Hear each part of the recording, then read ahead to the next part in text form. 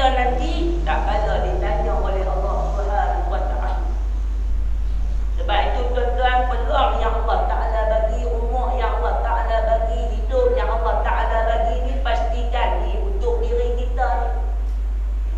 Kalau diri kita sendiri nanti tak terlepas di hadapan Allah, bagaimana persoalan tentang ahli keluarga kita supaya mereka dapat bersama-sama kita ni terhindar daripada terkenanya api neraka Allah Subhanahu wa ta'ala.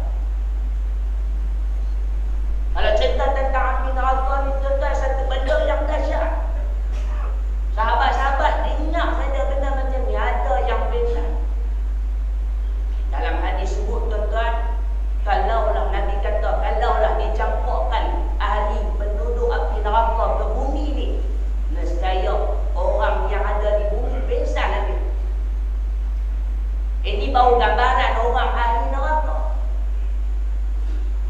Kalau dengar Nabi kata apa dalam sebuah hadis, kau dengar cerita ni, orang yang kena siksa dalam api neraka ni, la sa'iqa. Sebab itu tuan-tuan, satu benda yang perlu kita ambil perhatian dalam diri kita. Bukan sekadar kita je nak lepas daripada api neraka Allah, bahkan ahli keluarga kita. Ni kita dulu ni macam mana? Sebab itulah tuan-tuan, pada hari Jumaat yang mulia ni, saya mengajak diri saya dan tuan-tuan, kakak-kakak muhasabah diri kita. Daripada kita bangun tidur sampai kita tidur balik, daripada kita balik sampai umur kita hari ni, berapa banyaklah persediaan untuk diri kita sendiri di hadapan Allah Subhanahu wa ta'ala. Sebab itu Allah Subhanahu wa ta'ala perintah kepada kita apa dia? Pelihara diri kamu. Nak pelihara macam mana tuan-tuan? Buat apa yang Allah Ta'ala suruh, tinggal apa yang Allah Ta'ala larang. Dan hari ini tuan-tuan, punya banyak jalan kebaikan, punya banyak je pintu-pintu kebaikan yang boleh kita buat. Cumanya terletak atas diri kita, sama ada nak buat ataupun tak mampu. Sebab itulah tuan-tuan, hari ini dalam membicarakan soal tanggungjawab ni tuan-tuan, Allah Subhanahu wa ta'ala apa? Pesan pada diri kita, pelihara diri kamu. Dan yang keduanya Allah Subhanahu wa ta'ala sebut, wa ahlikum nar. Pelihara siapa tuan-tuan? Ahli keluarga kamu daripada api neraka Allah Subhanahu wa ta'ala. Ayat ini saya nak fokuskan kepada apa? Kepada ibu bapa. Ini kita semua lagi kepada bapa, tanggungjawab kita dalam nak mendidik anak tuan-tuan. Kalau saya nak senaraikan tentang kewajipan ibu bapa terhadap anak-anak, banyak tuan-tuan. Antaranya memberi nama anak yang baik, membuat apa ni, akikah untuk anak-anak. Tapi dua perkara yang paling penting dalam kita sebagai seorang ibu bapa, sebagai bapa yang bertanggungjawab mendidik anak-anak, yang pertamanya iaitu memastikan memberi pendidikan agama kepada anak-anak. Pendidikan agama ni tuan-tuan, kalau tuan-tuan kata saya tak reti nak mengajar anak-anak tentang semayang, habis tuan-tuan semayang macam mana? Ini ke alasan yang kita nak guna bakat? Yang selama ni kita duk semayang ni betul tak betul tuan-tuan? Alasan kita kata saya tak mampu ustaz nak ajar anak saya. Yang selama ni kita duk semayang, yang selama ni kita duk tunggik langgar tu macam mana tuan-tuan? Itu soal pendidikan ni soal benda yang amat penting. Apatah lagi soal pendidikan mereka tentang agama. Hari ni ada ibu bapa yang memberi didikan kepada anak-anak kenal akan Tuhan. Berapa ramai ibu bapa hari ini yang memberi didikan agama, bagi tahu tentang Allah, bagi tahu tentang pencipta dia, bagi tahu tentang Nabi dia, bagi tahu tentang ajaran dia. Berapa ramai tu? Kalau alasan kita bagi kita tak mampu, kenapa kita tak hantar anak-anak kita pergi mengaji? Persoalannya di sini tuan-tuan, tak semestinya anak-anak kita ni biar tak sekolah agama, tapi kalau hantar lagi baik. Tapi dalam kesedaran diri kita sendiri tak berkenan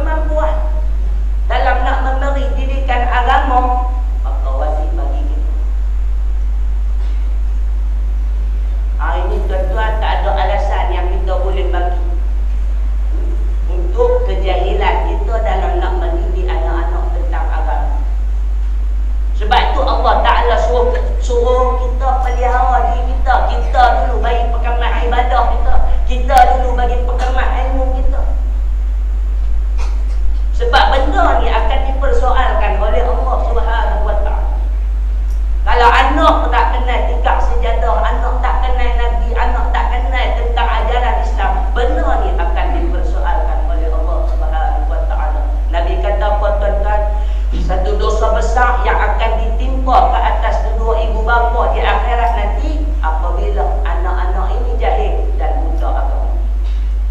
Kenapa?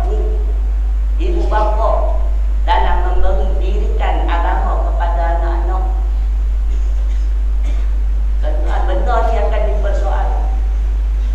Kita tak mahu nanti ni ahli keluarga kita pada dalam api neraka Allah Subhanahu wa taala. Dan kita sekali takkan terlepas daripada apa yang soal kita. Sebab itu dirikan agama ni tuan-tuan satu benda yang penting. Hari ni punya banyak di sekolah sendiri, cuma hari ni ibu bapa terlalu meletakkan harapan ni anak-anak ni boleh faham di sekolah ya. Kita sampai tak ambil tahu langsung ini silap. Di sekolah hanya sekadar mengajar. Di rumah lah tempat untuk anak-anak praktikal. Di tempatlah anak-anak untuk kita bertanya.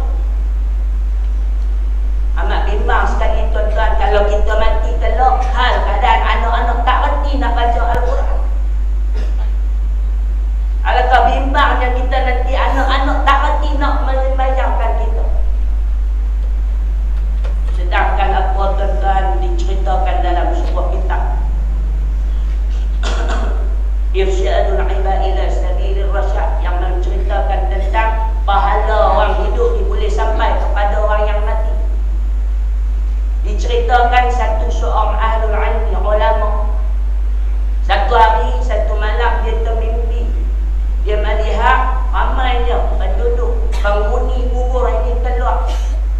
Sedang satu kumpulan sedang merebut akan pahala-pahala doa-doa orang yang masih hidup.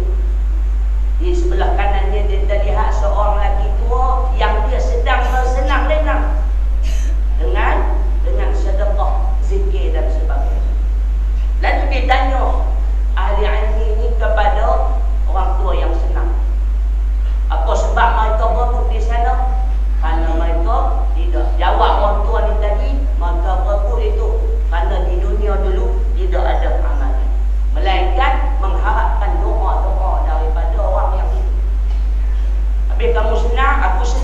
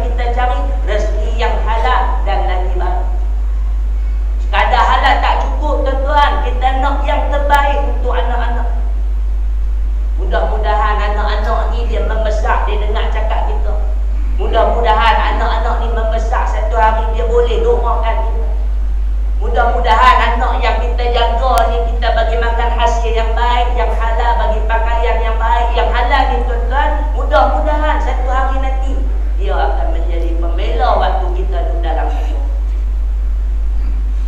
Sebab itulah tuan-tuan pentingnya ayat Al-Quran yang kita bacakan tadi ni, pelihara diri kita ni, pastikan amal ibadat kita buat yang sebaik ini kita.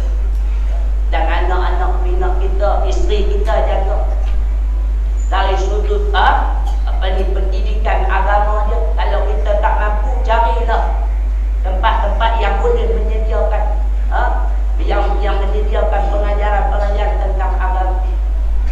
Ajarlah anak-anak. Al-Imam Ghazali rahimahullah dalam kitab Ihya Ulumuddin kata apa?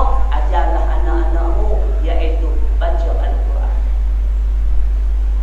Mudah-mudahan apa yang kita buat ni tuan-tuan, dia jadi satu amalan yang berguna, yang akan membantu kita kalau mana kita di hadapan Allah Subhanahu wa taala.